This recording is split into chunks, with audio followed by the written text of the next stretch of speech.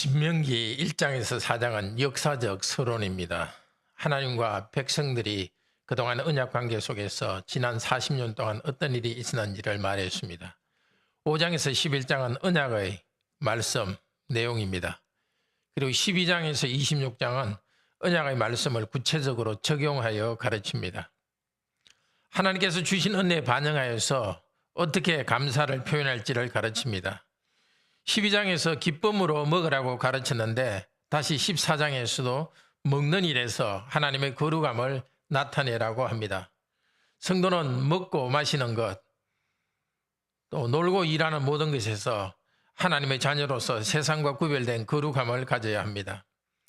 먼저 1절에서 2절은 장래 예식에서 거룩함을 유지하라고 합니다. 가난한 사람들은 장례 때에 칼로 몸을 베거나 눈썹 사이에 털을 미는 그런 풍습이 있었습니다. 그러나 하나님의 백성은 그들과는 달라야 합니다. 하나님께서 창조하신 귀한 몸을 칼로 상처내는 일은 하지 않아야 됩니다. 눈썹 사이에 털을 미는 것은 그 자체 악한 일은 아니지만 하나님께서는 그것을 금하셨습니다.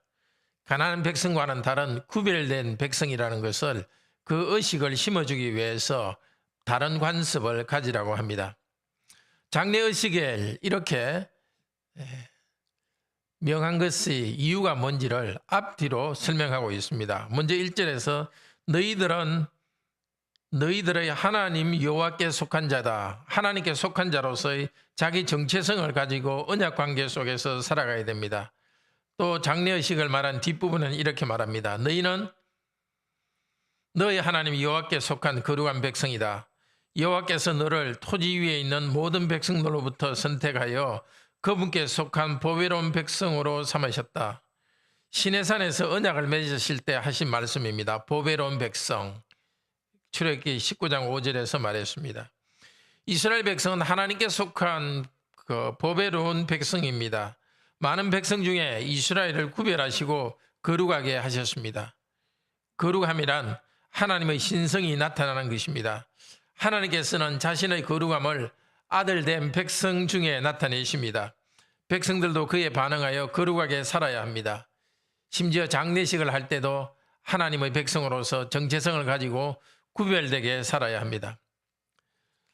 두 번째로 3절부터는 음식 문화에서 절제하며 구별된 거룩한 삶을 살아라고 합니다.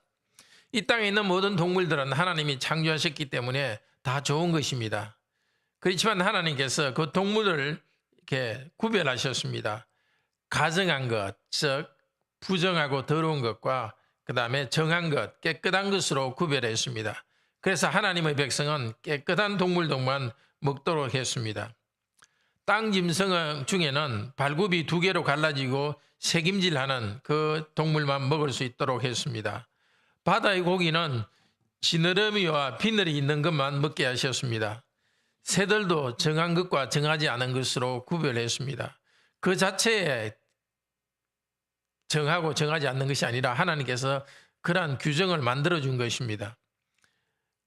자, 음식을 먹을 때 어떤 동물들, 어떤 물고기들은 먹지 않음으로써 하나님의 백성은 하나님으로부터 일종의 그 훈련을 받은 겁니다. 의식을 심기게 된 것입니다. 이방인과 구별되는 모든 것을 다 할 수 있는 것이 아니라 하나님께서 허락하는 것만 하는 이방인과 구별되는 존재라는 것을 이 음식 먹는 구별됨을 통해서 깨닫도록 하셨습니다. 세상의 모든 것은 하나님의 입에서 나오는 말씀으로 창조되었고 유지되어 있습니다. 우리가 먹고 사는 것도 하나님의 능력으로 이루어집니다. 모든 좋은 것은 하나님이 정해주신 테두리 안에서 즐겨야 됩니다. 이 테두리 안에 살아가는 것은 나는 어떤 존재인가를 나타냅니다. 우리는 먹고 마시는 일에서도 세상과 구별되고 하나님의 거룩이 나타나는 하나님께 속한 존재로서 살아가야 합니다.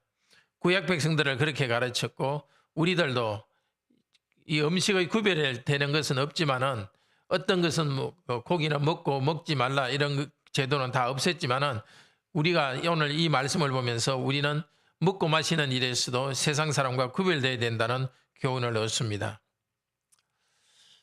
22절부터 29절은 그 11조에 대해서 말합니다. 자, 앞서 하나님의 백성은 이방인이 먹는 것을 먹지 않음으로써 거룩한 백성됨을 나타내었습니다. 이제 다른 한편으로 먹을 때 이방인이지 하지 않는 행동을 함으로써 거룩함을 나타냅니다. 바로 11조입니다. 하나님께서 주신 모든 수확과 과축을 번성하게 해주실 때에 하나님 백성은 수확의 10분의 1을 성전으로 가져가서 여호와 앞에서 먹도록 했습니다. 그렇게 함으로써 여호와 경외하기를 배웁니다. 하나님께서 이 물질적 복을 주셨다는 것을 인정하는 것입니다. 성전이 너무 멀면은 돈으로 바꾸어 가서 다시 예루살렘에 가서 사서 먹으면 됩니다. 소와 양, 포도주, 독주 등을 마음에 원하는 것을 사서 여호와 앞에서 모든 식구가 함께 즐거워합니다. 풍요는 자연적으로 온 것이 아니라 여호와 하나님께로부터 왔다는 것을 인정하는 경건한 표현입니다. 또 하나님이 주신 것을 기뻐하며 감사함으로 받는 감사의 삶을 이 11조를 가지고 가서 먹는 것을 통해서 나타냅니다. 특별히 레위인과 나누라고 했습니다. 11조는 레위인과 제사장의 급여로 사용되기 때문입니다. 레위인을 경제적으로 지원하지 않고 저버리는 것, 27절에서 말하는 저버리는 것은 28장 20절에 하나님을 잊어버리는 것에 대해서 쓴 단어와 같습니다.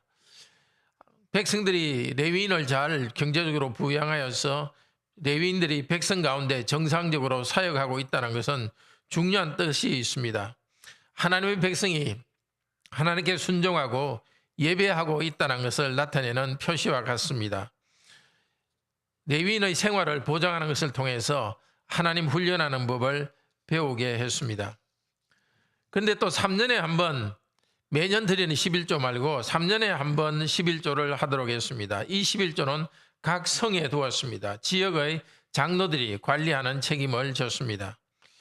자, 각 성에 둔 것은 외국인과 고아와 과부 또 레위인들이 먹고 배부를 수 있도록 하는 것이었습니다.